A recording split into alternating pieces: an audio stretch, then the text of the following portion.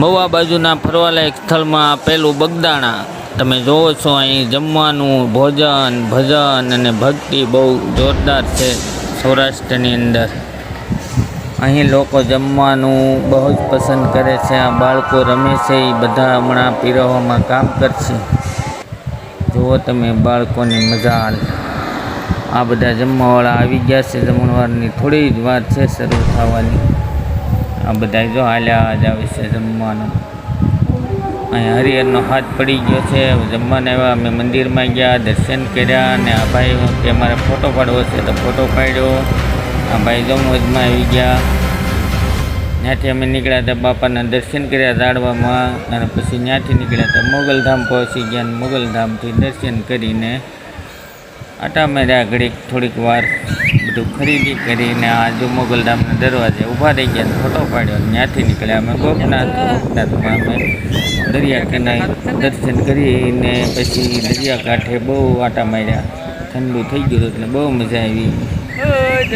એમ સારું હતું પણ આમ પાણાવાળું એટલે હાલવાનું કાંઠેવાળું હતું તો હાલ્યા ગયા અને પગી ગયા. તો ઓલા લોકોને હાલવામાં તકલીફ થઈ તો હાલ્યા ધીરે ધીરે ધીરે ધીરે ધીરે જો હાલ્યા આવે.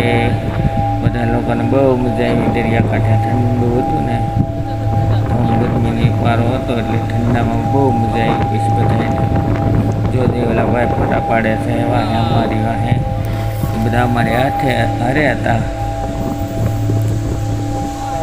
જો મારી સોટી ઉડે ફર દરિયામાં થોડુંક પાણી મેલું છે પણ આમ મજા આવે. પાણી તો ખારું બહુ હતું.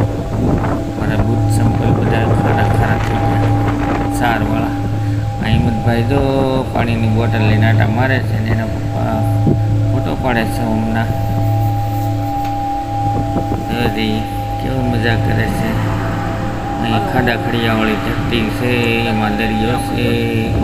દરિયાનું પાણી વધતું જતું હતું. ત્યાં 10 ફૂટ વધ્યું ત્યાં અમે બહાર નીકળી ગયા હતા.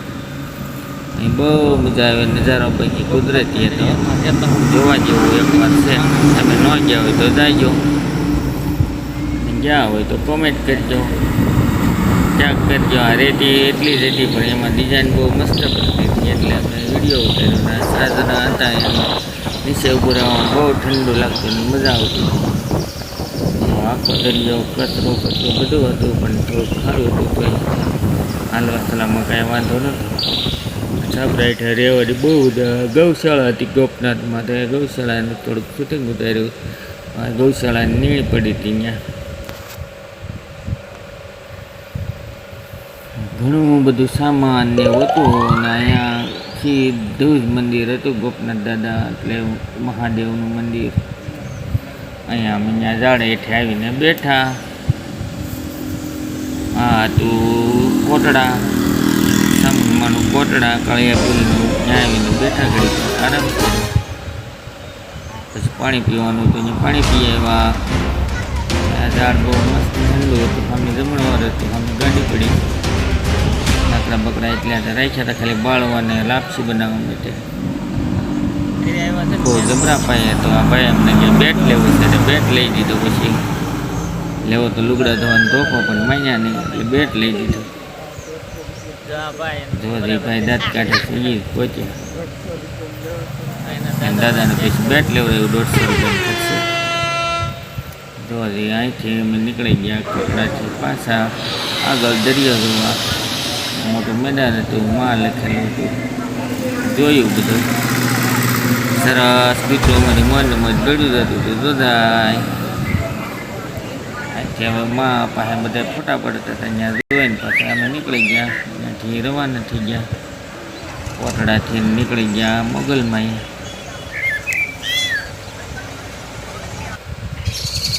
જો આ કોટડાની બજારમાં બધું વેચાતું હતું.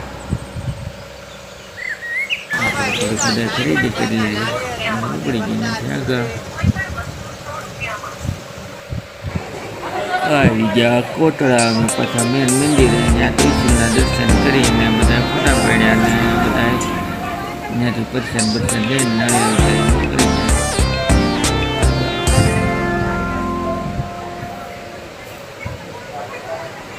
ત્યાંથી અમે સીધા આવી ગયા મહુવા ભવાની. પછી અમે પહોંચી જવું આગળ ભવાની અહીંથી નીકળી જો અહીંયા ભવાની હનુમાનજીના દર્શન કર્યા. નાના હનુમાન ને મોટા હનુમાન એમ બે હનુમાન છે ત્યાં દર્શન કરીને અમે પછી નીકળી ગયા સીધા ભવાનીનાથ મંદિરે. હવે આવી જાય મંદિર ભવાની પછી ત્યાંથી અમે બધા દર્શન કરીશું. હનુમાનજીના દર્શન કર્યા પછી આ ભવાની મારા મંદિરે દર્શન કર્યું. આ ભાઈ ત્યાં પહેલાં પગી ગયા જય જય ભવાની લીધું ત્યાં મંદિર છે ત્યાં દર્શન કર્યા. દરિયો તો જોરદાર છે પણ શું છે પાણી બહુ આગળ નહોતું અને બહુ લાગીવાળા નહોતા માણસો બહુ હેઠા ઉતર્યા નહીં.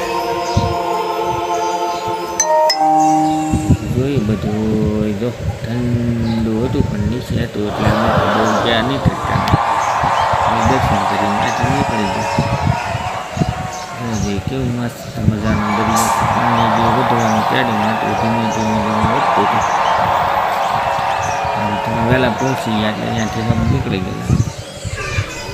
કાંઈ કોઈ લારીઓ કે કોઈ કાંઈ ભૂંગળા બટેકા કે કાંઈ ભેળ કે કાંઈ વસ્તુ મળતી નહોતી ગઈ. કારણ કે બધા લોકો જે આવ્યા હતા પાછા આવવાની દર્શન સીધા જ ગાડી બે સીધા ઓળિયા ઉગી ગયા.